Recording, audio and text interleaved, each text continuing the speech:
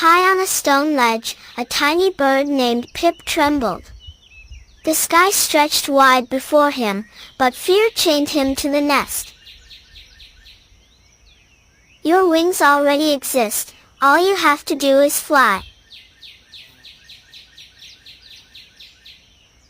His mother leaned close, whispering without words, "The sky is waiting for you."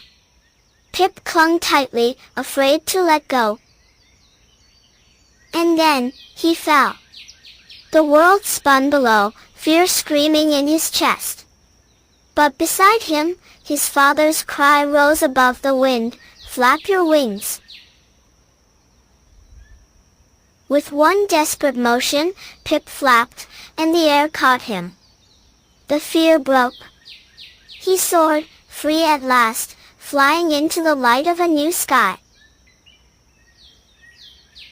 Courage isn't the absence of fear, it's the moment you spread your wings despite it.